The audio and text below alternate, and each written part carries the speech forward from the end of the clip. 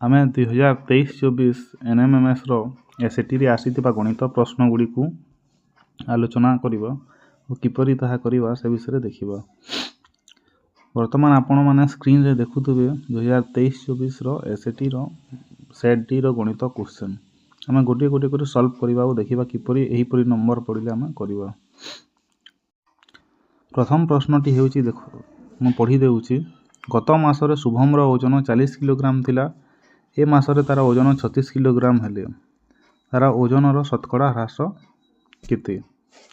एपरी question पढ़िले सर्वदा मन रखिबे एथि पई गोटिए सूत्र अछि। शतकड़ा ह्रास वा शतकड़ा वृद्धि रो सूत्र हेउची ह्रास बा वृद्धि जहा भी देइथिबो प्रश्न रे बाय मूल परिमाण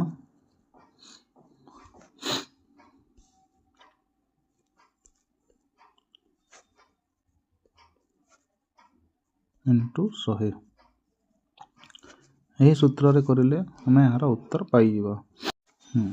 ताहले एठारे ओजन ह्रास होईची अर्थात ह्रास रो परिमाण समान प्रथमे शुभम रो ओजन थिला 40 और परे हला 36 अर्थात ह्रास समान 40 minus 36 is equal to 4 KG.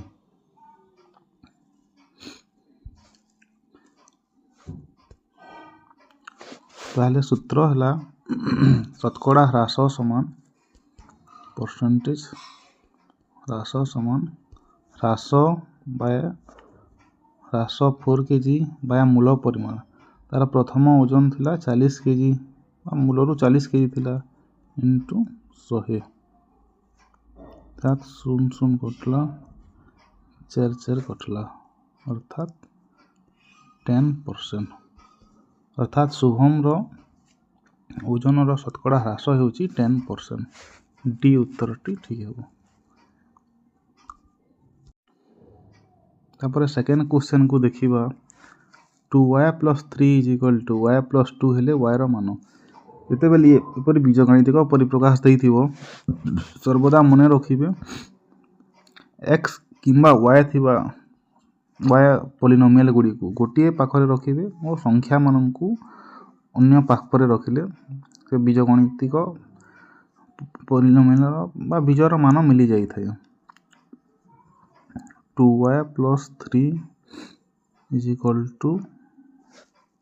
y + 2 हमें y गुडी को गोटिए पाख को आनी पकाइबा इंप्लाइज 2y एहार y यही पास्प को आसिले यहा एठारे प्लस अछि अर्थात एठा को आसिले माइनस होई थाए। तबरे जदि समान चिन्ह बाम बा दक्षिण को गले तार चिन्ह बदले थाए प्लस थिले माइनस होय माइनस थिले प्लस होय गुणन थिले हरण होय थाए बा हरण थिले गुणन होय थाए। यहा सर्वदा मन रखिबे सेही परि एठारे 2 अछि ए +3 आरे पास्प को गले -3 हेबो implies 2y - y = 1y y = 2 - 3 = -1 जहा कि ऑप्शन सी रे अछि अर्थात यार उत्तर हला -1।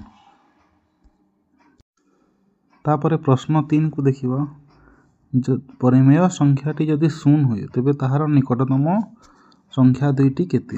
सब बेला मन रखिबे कोनोसी भी संख्या रो निकटतम संख्या दुईटी हेउची निकटतम संख्या दुईटी हला गोटी हला तार पूर्ववर्ती संख्या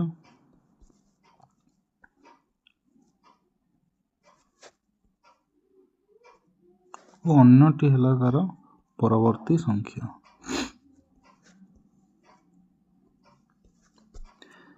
अर्थात 0 रो पूर्ववर्ती हेउची -1 और 0 रो परवर्ती हेउची +1 अर्थात एथारे बी ऑप्शन टी ठीक अछि। तापरे आमे नंबर 4 को देखिबा प्रश्न 4 रे देइछि 235.7 को 1000 द्वारा भाग कले भाज्यर दशमिक बिंदु केतोटी स्थान केउ अंश को गुंचिबो। जेते बेले भी कोनोसी संख्या को हमें 10 रो 10 बा 1 रे 0 लागिथिबा संख्या द्वारा भाग करू तेबे केवल दशमिक संख्या को आग किंबा पछ करा जाई थाए।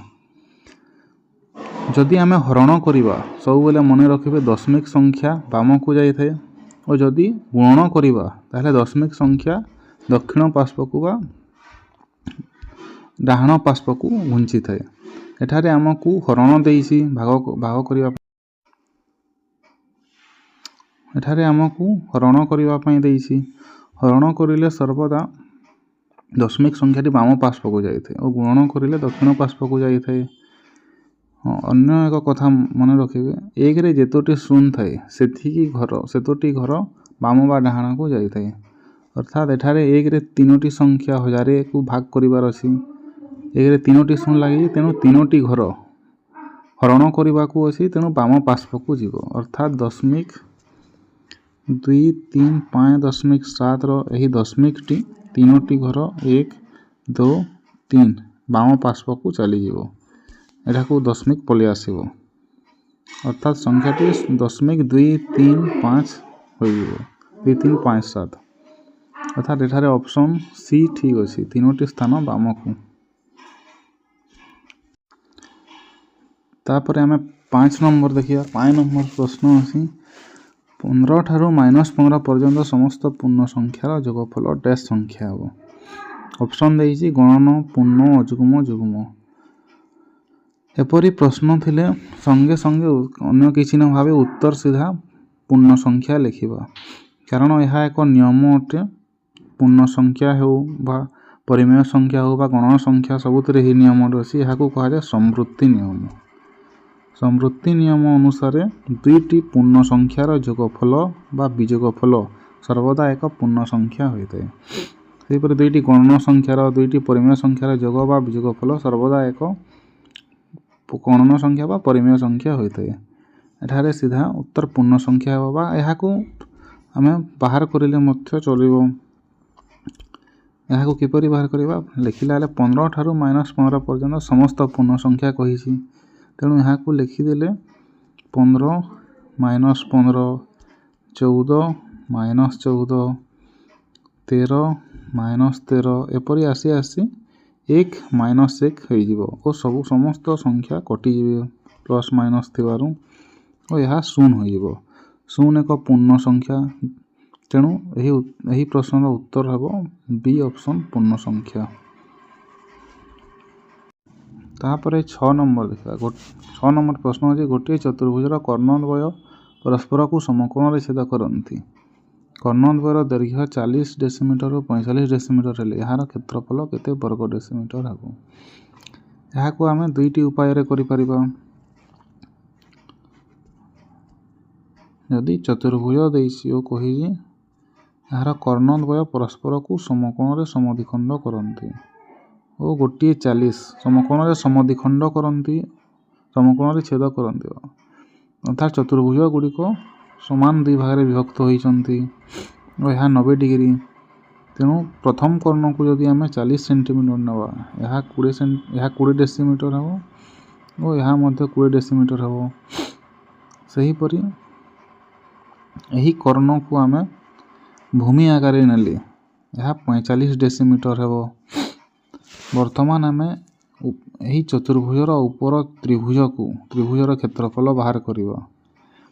यार क्षेत्रफल हेब हाफ इंटू भूमि बा बेस इंटू उच्चता 90 डिग्री अच्छी तेणु यह उच्चता हो पार हाफ भूमि इंटू उच्चता। हाफ भूमि इंटू उच्चता अर्थात हाफ इंटू 45 इंटू उच्चता है 40 अधा 20 2 रे कटिब यह 10 हम 450। यही त्रिभुजर क्षेत्रफल बाहर 450 डेसीमीटर वर्ग डेसीमीटर। अर्थात संपूर्ण चतुर्भुजर क्षेत्रफल यही त्रिभुजर क्षेत्रफल 2 गुण हम अर्थात 450 इंटू 2 इज इक्वल टू 900 वर्ग डेसीमीटर। यहाँ को अन्य एक उपाय करा जाई परिबो जेहेतु कही जे यही चतुर्भुजर कर्णद्वय परस्पर को समकोण समद्विखंड करते अर्थात यह एक रंबस। रंबसर क्षेत्रफल सूत्र होची हाफ इंटू कर्णद्वयर गुणफल हाफ d1 d2 अर्थात half into 40 into 45 equal to 2 40 कटिगले 20 इंटू 45 इक्वल टू 900 अर्थात ऑप्शन डी ठीक है।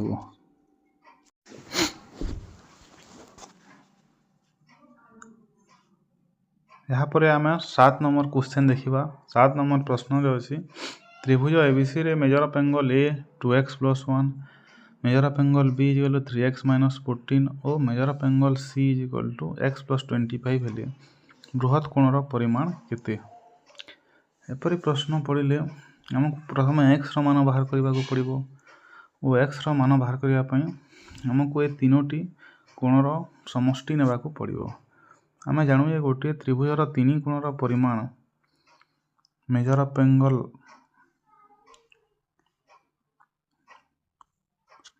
Angle A plus measure of angle B plus measure of angle C is equal to 180 degree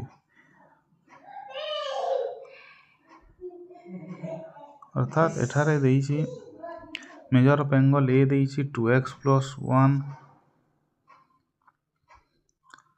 जोग measure of angle B देइछि 3x-14 और measure of angle C देइछि x+25 is equal to 180 degree.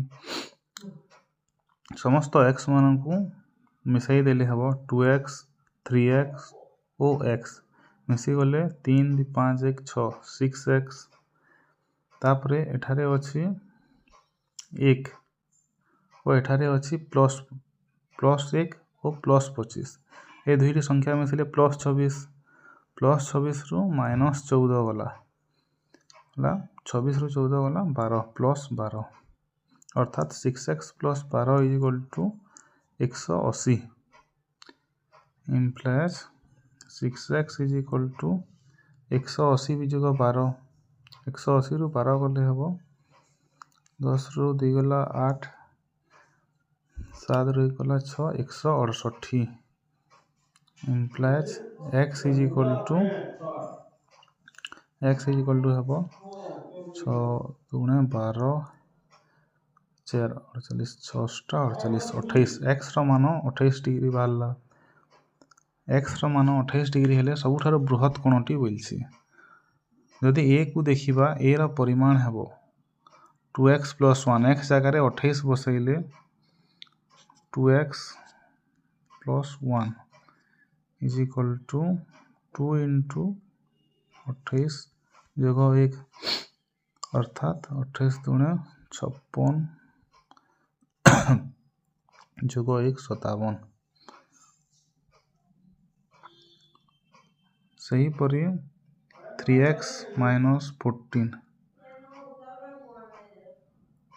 Is equal to 3 × 28 - 14 is equal to 3 24 2 3 6 2 8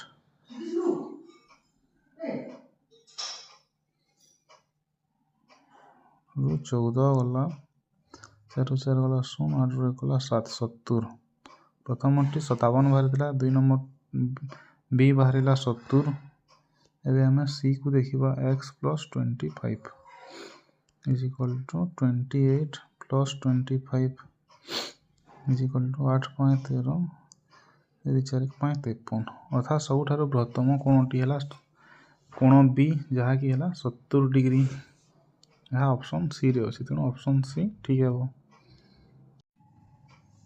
यहाँ पर आम 8 number को देखा 8 number प्रश्न अच्छी एक आयतकार क्षेत्र दैर्घ्य 6 मीटर और प्रस्थ 4 मीटर जदि यार 3/4 अंश को रंग दि जाए तेज 1 वर्ग मीटर को 10 टंका हिसाब से केते टंका खर्च हो। प्रथम आमको आयतकार क्षेत्र क्षेत्रफल बाहर करने को हो। आयतकार क्षेत्रफल सूत्र है दैर्घ्य गुणन प्रस्थ एथारे दैर्घ्य देइछि 6 और प्रस्थ देइछि 4 अर्थात 6 × 24 24 मीटर स्क्वायर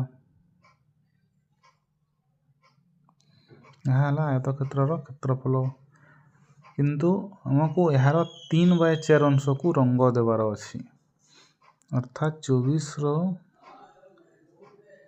3/4 अंश अर्थात 424 6 18 मीटर स्क्वायर एरिया को रंग देवार अच्छी आयतकार क्षेत्र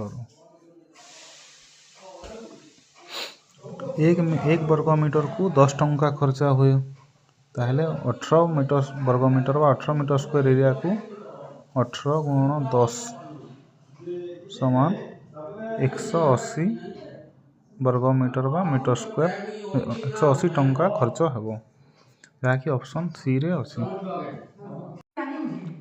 तापर आम नंबर 9 को देखा एठारे घात वाला नंबर अच्छी घातर नंबर थिले सर्वदा मन रखिए केतोटी सूत्र अच्छी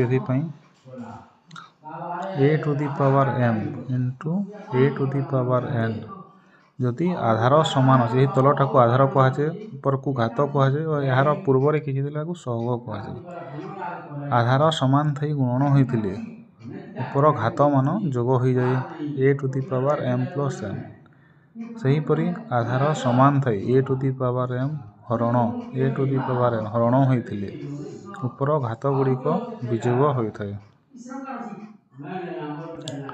तापरे आधार समान नथिबो मात्र घात समान थिबो into A to the power n होते B to the power m होते एठारे आधार समान नहीं ए बी अच्छा मात्र ऊपर घात समान अच्छी m एठारे आधार गुड़िक गुण हो जाए A into B to the power m होता है यहीपर अन्य एक सूत्र है ए घात m घात n थिले घात गुड़िक गुण हो जाए ए घात m इंटू n सेहीपरि ए घात जदि -1 अच्छी ताहले एटा 1/a ही जाए A to the power -n थिले 1/a A to the power n हो जाए यहाँ घात वाला घातर केतक सूत्र यहाँ सर्वदा मन रखिए एठारे आमको मन रखा आधार गुड़ी को नचेत घात गुड़ी को समान करने को पड़ो एपरी प्रश्न थिले प्रश्न दीजिए 2/3 to the power 3 into 2/3 to the power 6 equal to 4/9 to the power k plus 3 हेले k मान निर्णय करने को कही प्रथम अंश आधार देती 2/3 मात्र सेकेंड अंश आधार देती 4/9 यहाँ को हमको समान करने को पड़ो उभय पार्श्व को 2 आड़े 2/3 करने को पड़ो नचे 4/9 करने को पड़ो और आमको 2/3 करने को सुविधा हे प्रथम टी को लिखिदे 2/3 टू दी पावर 3 इंटू 2/3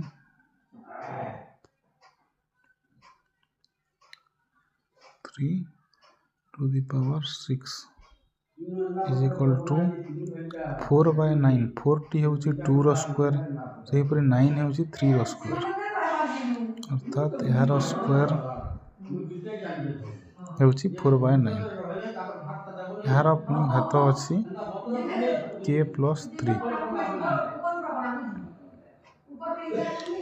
एठारे हला जेहेतु आधार समान अच्छी ऊपर घात गुड़िक जोग होता है तेणु 2/3 to the power 6 plus 3 9 equal to 2/3 एठारे आम गोटे सूत्र देखला A to the power m to the power n घात गुड़िक गुण होता है 2/3 घात 2 अच्छी घात पुणी k प्लस 3 अच्छी तेणु ये दुईटी एम सहित गुण हो 2k प्लस 6 हो वर्तमान आधार जेहेतु समान अच्छी एठारे आम लिखा हे आधार कटिज और रही 9 is equal to 2k plus 6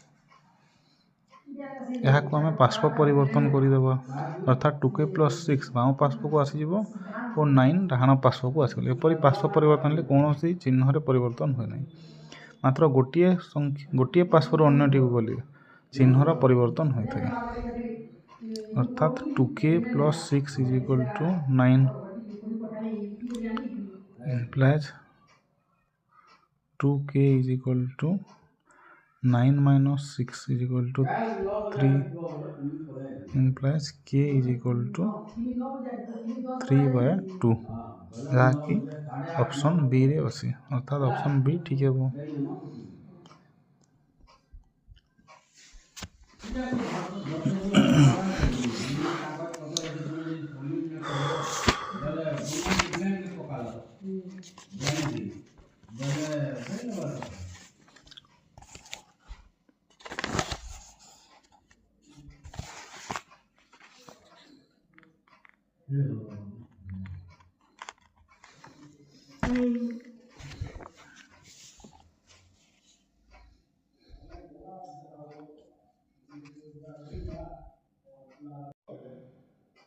ତାପରେ ଆମେ 10 ନମ୍ବର ଦେଖିବା। 10 ନମ୍ବର ଏକ ଡ୍ୟାସ୍ ପୂରଣ ଦେଇଛି ଉପଯୁକ୍ତ ସଂକେତ ବ୍ୟବହାର କରି ଶୂନ୍ୟସ୍ଥାନ ପୂରଣ କରିବାକୁ। ଏହା ସେଟ୍ର ପ୍ରଶ୍ନ ଅଟେ।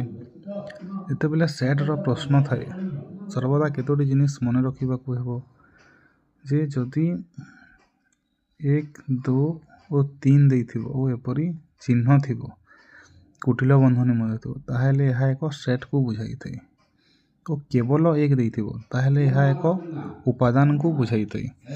ମନେକର ଗୋଟିଏ ସେଟ୍ 1, 2, 3 ଅଛି ଓ ଏହି 1ଟି ଗୋଟିଏ ଉପାଦାନ ଓ ଏହି 1 ଉପାଦାନ ଏହି ସେଟ୍ ମଧ୍ୟରେ ଅଛି। ତେଣୁ ଏଠାରେ 1 ଇଜ୍ ଏଲିମେଣ୍ଟ ଅଫ୍ ଏହି ସେଟ୍ ହେବ ଏହିପରି ଚିହ୍ନ ଲାଗିବ। ଯଦି 4 ନେବା ତାହେଲେ 4 ଏହି ସେଟ୍ରେ ନାହିଁ ତେଣୁ 4 ଏହାର ଏଲିମେଣ୍ଟ ହେବ ବା 4 does not belongs two A set ହେବ। ମୋର ଏ ସେଟ୍ଟି ଏ 1 ବିଲଙ୍ଗସ୍ ଟୁ ଏ ହେବ ଓ 4 ଡଜ୍ ନଟ୍ ବିଲଙ୍ଗସ୍ ଟୁ ଏ ହେବ। କିନ୍ତୁ ଯଦି ଏହାକୁ ଆମେ ଏପରି କୁଟିଳ ବନ୍ଧନୀ ମଧ୍ୟରେ ରଖିଦେବା ତାହେଲେ ଏହା ଏକ ସେଟ୍ରେ ପରିଣତ ହୋଇଯିବ। ବର୍ତ୍ତମାନ ଏହି 1 ଓ ଏହି ସେଟ୍ ଏ ମଧ୍ୟରେ କେଉଁ ଚିହ୍ନ ରହିବ? ଏଠାରେ ଆଉ ବିଲଙ୍ଗସ୍ ଚିହ୍ନ ରହିବ ନାହିଁ ଏଠାରେ ଉପସେଟ୍ ଚିହ୍ନ ରହିବ କାରଣ ଏ ମଧ୍ୟ ଏକ ସେଟ୍ ହୋଇଯାଇଛି ଓ ଏହି ସେଟ୍ର ଏହାର ଉପାଦାନ 1ଟି ଏହା ଉପାଦାନ 1 ଏହି ଏ ସେଟ୍ ମଧ୍ୟରେ ଥିବା 1 ସହ ସମାନ ତେଣୁ ଏହାର ଉପାଦାନ ଏଥିରେ ଥିବାରୁ ଏଠାରେ ଉପସେଟ୍ ଚିହ୍ନ ଲାଗିବ ଓ ଯଦି ଆମେ 4 ନେଇବା ଏହା ଉପସେଟ୍ ହେବ ନାହିଁ ତେଣୁ ଏପରି ଚିହ୍ନ ଲାଗିବ। ତେଣୁ ଏଠାରେ 3 ଏକ ଉପାଦାନ ନୁହେଁ ବା ଏଲିମେଣ୍ଟସ୍ ନୁହେଁ ଏହା ଏକ ସେଟ୍ ଯାହାକି 1, 2, 3 ବଡ଼ ସେଟ୍ରେ ମଧ୍ୟ ଅଛି। ଏହାର ସବୁ ଉପାଦାନ ଏଠାରେ ଥିବାରୁ ଏଠାରେ ଉପସେଟ୍ ଚିହ୍ନ ଲାଗିବ ଯାହାକି ଅପସନ୍ ଏରେ ଅଛି।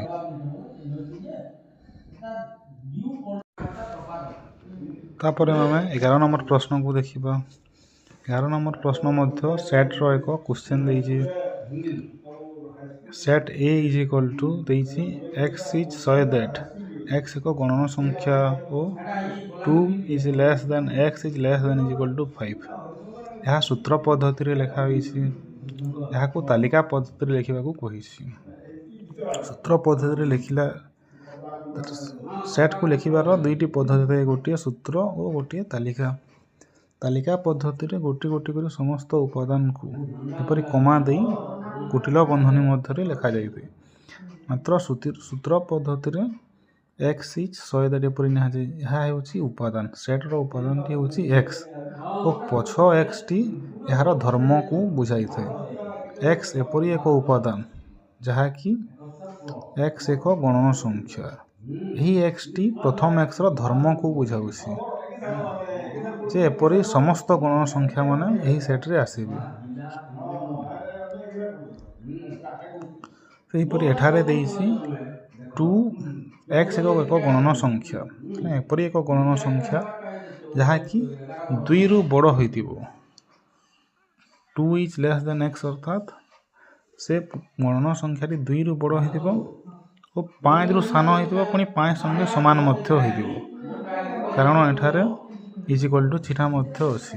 ଗଣନ ସଂଖ୍ୟା ଆମେ ଜାଣୁ ଯେ 1, 2, 3, 4, 5 ଅର୍ଥାତ୍ ଏଠାରେ ତାଲିକା ପଦ୍ଧତିରେ ଉପାଦାନ ଗୁଡ଼ିକ ହେବ 3, 4 ଓ 5 ମଧ୍ୟ ଆସିବ କାରଣ ଏଠାରେ ଇଜ୍ ଇକ୍ୱାଲ୍ ଟୁ ଚିହ୍ନ ମଧ୍ୟ ଅଛି। x is less than is equal to 5 ଅଛି ତେଣୁ ଏ ଉତ୍ତର ଠିକ୍ ହେବ ଯାହାକି ଅପସନ୍ ବିରେ ଅଛି। यहाँ पर आमे नंबर 12 को देखिबा। एठारे संभाव्यतार प्रश्न देइछि।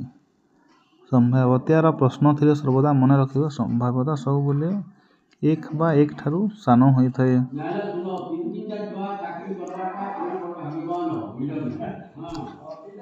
जहाँके 10(1/2) एपरी होई थाए। ओ संभाव्यतार सूत्रटी हला सैंपल स्पेस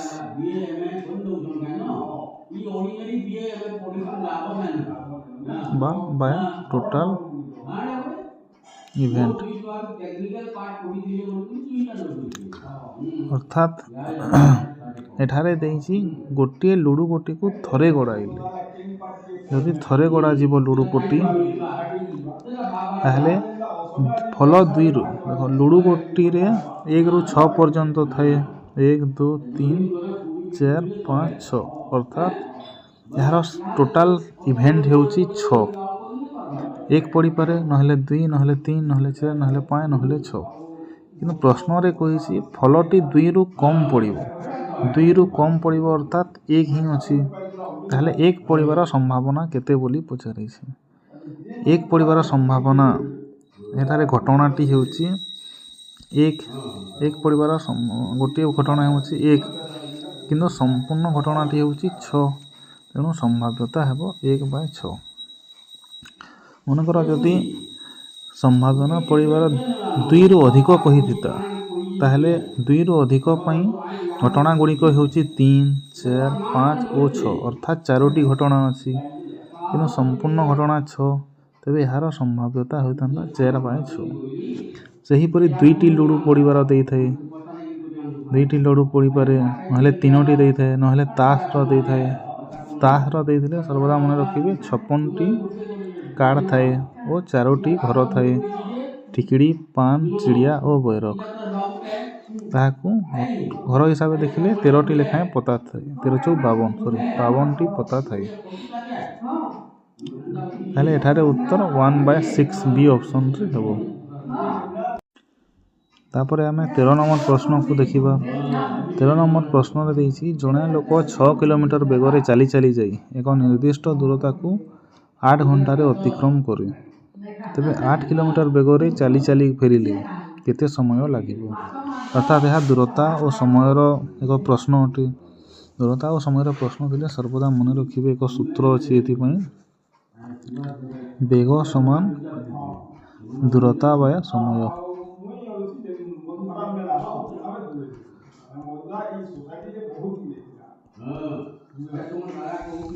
वेग को स्पीड कहा जाए स्पीड इज इक्वल टू दूरता डिस्टेंस बाय टाइम d/t। केते केते समय रे परिवेग मध्य कहि थाए परिवेग बा velocity is equal to displacement by time. दूरता और विस्थापन मध्य पार्थक्य है जे सबुठारु क्षुद्रतम दूरता को विस्थापन कहा जाए और दूरता केबे शून्य होई न पारे मात्र विस्थापन शून्य किंबा माइनस मध्य होई थाए। ताहले आमे वर्तमान ए प्रश्न को देखिबा। एठारे जणे लोक 6 किलोमीटर बेगरे चली चली जाई अर्थात लोकटीर बेग देइछि 6 किलोमीटर एठाकू दूरता भाबिबे नाही यह जणे लोक 6 किलोमीटर बेगर चली अर्थात यार बेग हेउछि 6 किलोमीटर पर आवर बेग 6 किलोमीटर पर आवर जदि से दूरता को 8 घंटा रे अतिक्रम कला 8 घंटा रे अतिक्रम कला अर्थात दूरता समान हेबो दूरता समान बेग गुणन समय देखंतु speed is equal to distance by time थिला अर्थात यह को वज्र गुणन कले दूरता into 1 is equal to speed into time बा बेग गुणन समय होई थाए अर्थात एठारे दूरता इज इक्वल टू 6 बेगरे जाउछि 8 घंटा जाइछि तेणु 648 किलोमीटर से जाइछि। सही परि 8 किलोमीटर बेगरे चली चली फेरिले गला बेले 6 रे जाइछि फेरिला बेले 8 किलोमीटर बेगरे आसीबो 8 किलोमीटर बेग रे अर्थात बेग इज इक्वल टू 8 देइछि ଓ ଦୂରତା ମଧ୍ୟ ଆମେ ଏଠାରୁ ପାଇଯାଇଛୁ। ସେ ଯେଉଁ ଦୂରତା ଚାଲିକି ଯାଇଛି ସେହି ଦୂରତାକୁ ସେ ଫେରିବ ଘରକୁ ଫେରିବା ପାଇଁ। ତେଣୁ ଦୂରତା ମଧ୍ୟ ଦେଇଛି 48 କିଲୋମିଟର। ସମୟ ଇଜ୍ ଇକ୍ୱାଲ୍ ଟୁ ଏ ସୂତ୍ରରୁ ଆମେ ପାଇବା S × T is equal to D implies T is equal to D/S ବା ଦୂରତା ବାୟ ବେଗ, ଅର୍ଥାତ୍ ସମୟ ଇଜ୍ ଇକ୍ୱାଲ୍ ଟୁ ଦୂରତା ସେ ଯାଇଛି 48 କିଲୋମିଟର ବାୟ ବେଗରେ ସେ ଆସିବ 8 କିଲୋମିଟର ପର ଆୱାର ବେଗରେ, ଅର୍ଥାତ୍ 848। ତାହାକୁ 6 ଘଣ୍ଟା ସମୟ ଲାଗିବ, ଯାହାକି ଅପସନ୍ ଏ ରେ ଅଛି। ତାପରେ ଆମେ 14 ନମ୍ବରକୁ ଦେଖିବା। 14 ନମ୍ବର ପ୍ରଶ୍ନ ହେଉଛି ରମେଶ 750 ଟଙ୍କା କରଜ କରି 3 ବର୍ଷ ପରେ 930 ଟଙ୍କା ଦେଇ ଋଣମୁକ୍ତ ହେଲେ। ସେହି ସୁଧ ହାରରେ ଗୋବିନ୍ଦ 900 ଟଙ୍କା କରଜ କରି 2 ବର୍ଷ ପରେ କେତେ ଟଙ୍କା ଦେଇ ଋଣମୁକ୍ତ ହେବେ? ଏଠାରେ ଆମେ ପ୍ରଥମେ ରମେଶର ଦେଖିବା।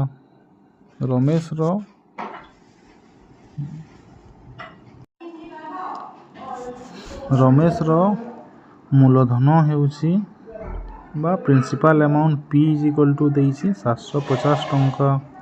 ଏଠାରେ ଆମକୁ ମୁଖ୍ୟତଃ 4ଟି ବା 5ଟି ଜିନିଷ ଦିଆଯାଇଥାଏ। ପ୍ରିନ୍ସିପାଲ ଆମାଉଣ୍ଟ ବା ମୂଳଧନ P, ସମୟ କେତେ ସମୟ ପାଇଁ ନେଇଥିଲା T, ସୁଧର ହାର R ଓ ସୁଧ ବା ଇଣ୍ଟରେଷ୍ଟ I ଓ ସମୂଳ ସୁଧ A ବା ଆମାଉଣ୍ଟ ଏହା ଦେଇଥାଏ। ତେଣୁ ଏଠାରେ ଆମକୁ P ଦେଇଛି 750 ବା କରଜ କରି 3 ବର୍ଷ ପରେ, ଅର୍ଥାତ୍ T ଦେଇଛି 3 ବର୍ଷ। 930 ଟଙ୍କା ଦେଇ ଋଣମୁକ୍ତ ହେଲେ, ଅର୍ଥାତ୍ 930 ସେ ଫେରାଇ ସମ୍ପୂର୍ଣ୍ଣ ଋଣକୁ ପରିଶୋଧ କରିଦେଲେ, ଅର୍ଥାତ୍ ଏ ଦେଇଛି 930 ଟଙ୍କା। ହେଲେ ଆମକୁ R ମାଗିଛି। ପ୍ରଥମେ ଆମକୁ ସୁଧ ବାହାର କରିବାକୁ ହେବ। ସୁଧର ସୂତ୍ର ହେଉଛି ସମୂଳ ସୁଧ A ଇଜ୍ ଇକ୍ୱାଲ୍ ଟୁ ସୂତ୍ର ହେଉଛି ମୂଳଧନ ବା ପ୍ରିନ୍ସିପାଲ P ଯୋଗ ସୁଧ ବା ଇଣ୍ଟରେଷ୍ଟ I, ଅର୍ଥାତ୍ ଏଠାରେ ସୁଧ ଇଜ୍ ଇକ୍ୱାଲ୍ ଟୁ ଆମେ ପାଇବା ସମୂଳ ସୁଧ 930 ବିଯୋଗ ମୂଳଧନ 750 ଇଜ୍ ଇକ୍ୱାଲ୍ ଟୁ 13 ରୁ 5 ଗଲା 8 ଓ 8 ରୁ 7 180 ଟଙ୍କା ସୁଧ ବା I।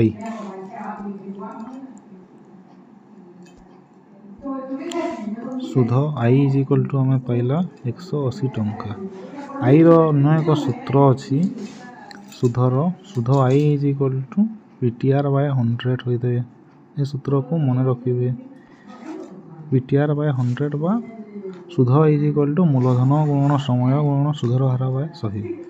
ମାତ୍ର ଆମକୁ ଏଠାରେ R ମାଗିଛି, ତେଣୁ R ଇଜ୍ ଇକ୍ୱାଲ୍ ଟୁ ହେବ 100, ଏହା ସହିତ ଗୁଣନ ହେବ 100I/PT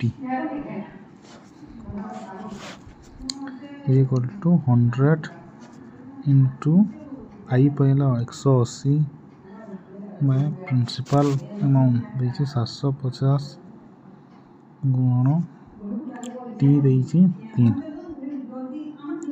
0 କଟିଲା 60 15 5 75 15 4 60 5 ଦୁणे 10, ଅର୍ଥାତ୍ 4 ଦୁणे 8%। ସୁଧର ହାର ହେଉଛି 8%। ମାତ୍ର ଏହା ରମେଶର ସୁଧର ହାର, କିନ୍ତୁ ଆମକୁ ପ୍ରଶ୍ନରେ କହିଛି ଗୋବିନ୍ଦ 900 ଟଙ୍କା କରଜ କରି 2 ବର୍ଷ ପରେ ସେହି ସୁଧ ହାରରେ କେତେ ଟଙ୍କା ଦେଇ ଋଣମୁକ୍ତ ହେବ? ଅର୍ଥାତ୍ ସୁଧର ହାର 8%, ଗୋବିନ୍ଦର P ଦେଇଛି 900, ସମୟ ଦେଇଛି T 2 ବର୍ଷ ଓ R ଆମେ ପାଇଥିଲା 8%। ताहले सुध आई इज इक्वल टू हम PTR बाय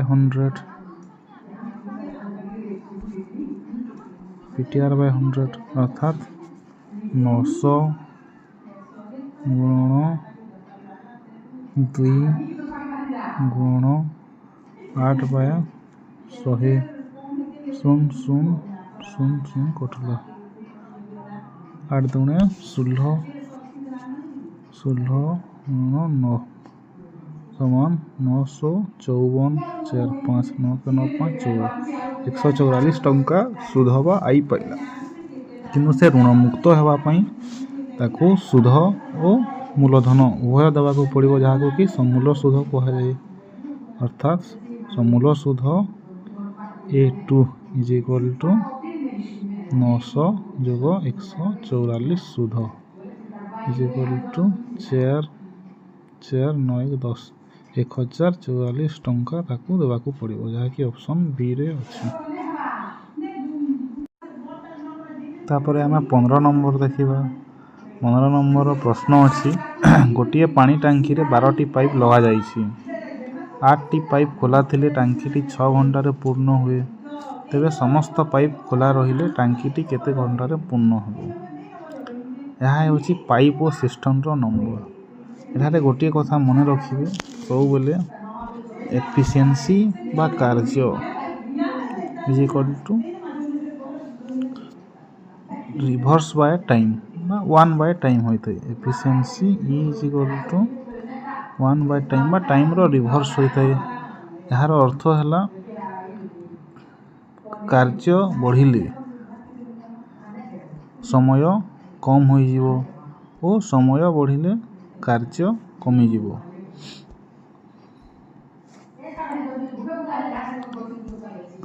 एठारे देइछि गोटे पानी टांकी रे 12टी पाइप खोला जाइछि 8टी पाइप खोला थिले 8टी पाइप खोला थिले समय 6 घंटा लगे पूर्ण होगा पाई आमको समस्त पाइप खोला रहिले अर्थात 12टी पाइप खोला रहिले रो मागिछि एठारे आमे एक धारा गोटे पाइप रो मध्य बाहर करि परिबा किंतु गोटे पाइप रो बाहर करिले यह भग्न संख्या रे परिणत होबो तेणु आमे यहाँ को 4टी पाइप रो बाहर कर देबा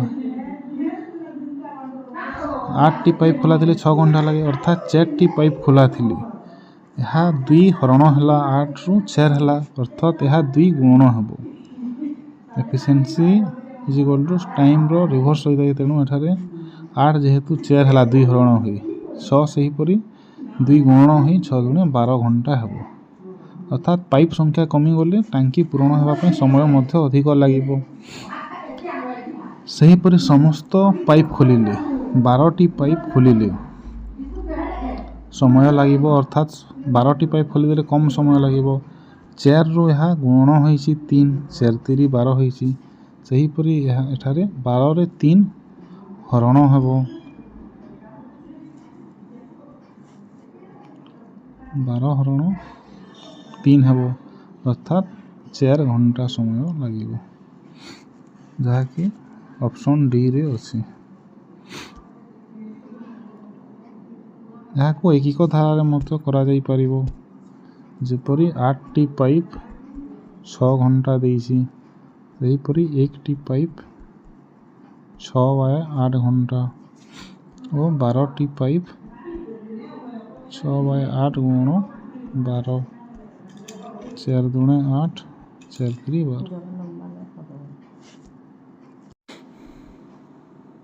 12 आम 16 नंबर को देखा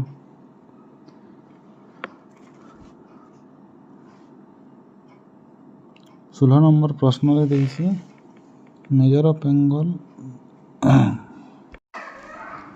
एठारे एक चित्र देइछि जेउथरे measure of angle A 43 degree measure of angle C 57 degree measure of angle B बा ओबीडी देइछि 60 डिग्री अर्थात यार परिमाण मध्य 60 डिग्री देइछि ओ ओडीबी रो परिमाण मागिछि बा डी रो परिमाण मागिछि आम जानू जे त्रिभुज रे 3 कोणर परिमाण समष्टि होछि 180 डिग्री अर्थात measure of angle A plus measure of angle C plus measure of angle AOC मिसी 180 डिग्री हेबो किंतु एठारे AOC रो परिमाण देई नहीं ओ मेजर ऑफ एंगल ए और मेजर ऑफ एंगल सी रो परिमाण देइछि अर्थात measure of angle AOC is equal to 180 विजोग मेजर ऑफ एंगल ए और मेजर ऑफ एंगल सी हेबो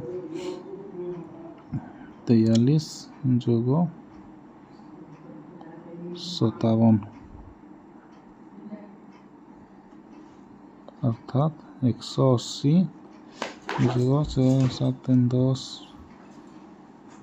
5 9 10 इज इक्वल टू 80 डिग्री अर्थात मेजर ऑफ एंगल AOC यार परिमाण 80 डिग्री है मेजर ऑफ किंतु एठारे आमको देखा हे जे measure of angle AOC is equal to measure of angle BOD कारण ये दुहें होचंती प्रतिप कोण परि चित्र रे ए दुहें परिमाण समान होते हैं एपरी कोण को विपरीत कोण बा प्रतिप कोण कह जाए पुणी major of angle OBD देइछि 60 degree यार परिमाण आम 80 डिग्री पाइला और OBD देइछि 60 डिग्री अर्थात 140 degree measure of angle ODB रो परिमाण हेबो एठारे भी त्रिभुज रे भी तीन कोण परिमाण 180 डिग्री और BOD एवं OBD रो परिमाण मिसिकी 140 है अर्थात ODB इज इक्वल टू 180 विजोग 140 समान 40 डिग्री हेबो जहाँकि ऑप्शन ए रे देइछि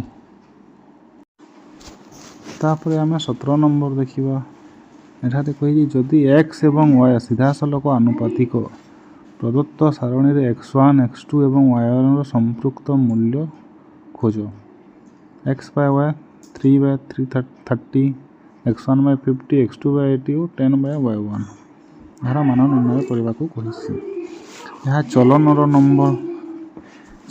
नंबर सर्वदा मन रखिए x by y रो अनुपात सर्वदा समान होता है अर्थात x by y 3 x1 3 देइछि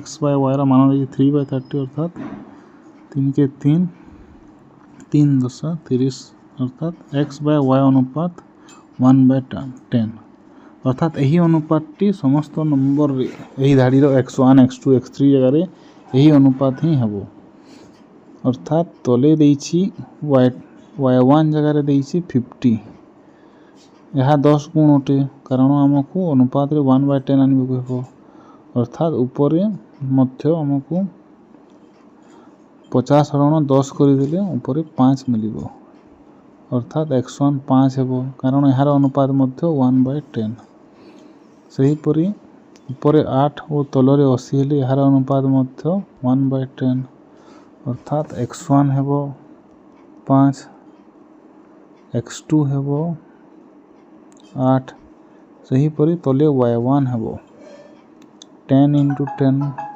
100 कारण यार अनुपात मध्य 1 by 10 हेबो यही मूल्य गुड़ी को x1 5 x2 8 और y1 100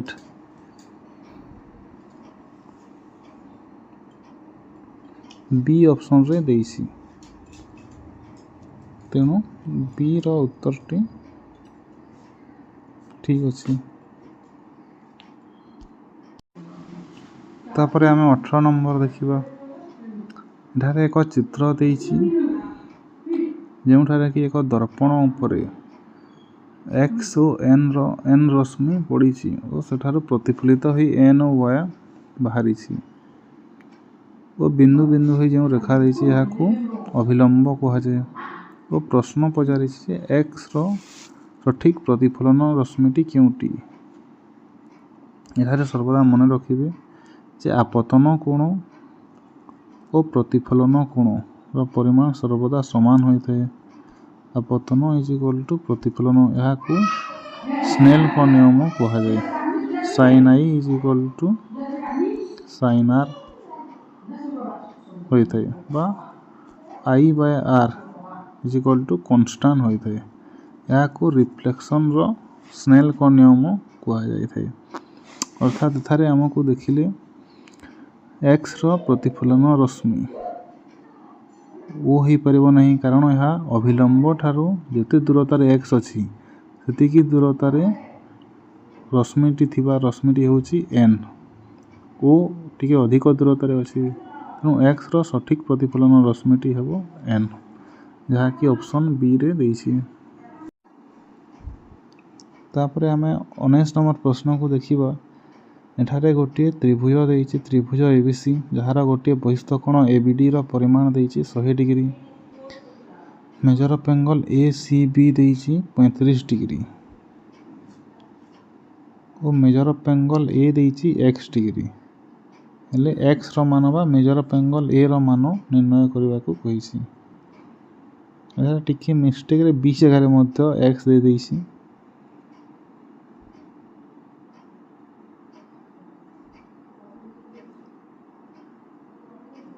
मात्र यह बी रो मान नुह एक्स रो मान निर्णय करबा को प्रश्न रे कहिछि।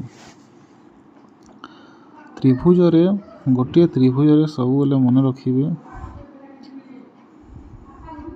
6टी बहिस्थ कोण थाए। यह त्रिभुज हेले यह दुईटी बहिस्थ कोण, सही परि एठारे मध्य दुईटी बहिस्थ कोण, एठारे मध्य दुईटी बहिस्थ कोण, अर्थात 6टी बहिस्थ कोण थाए और त्रिभुज रे बहिस्थ कोणर परिमाण सर्वदा अंतस्थ दूरवर्ती दुई कोणर परिमाण समष्टि संगे समान होता है।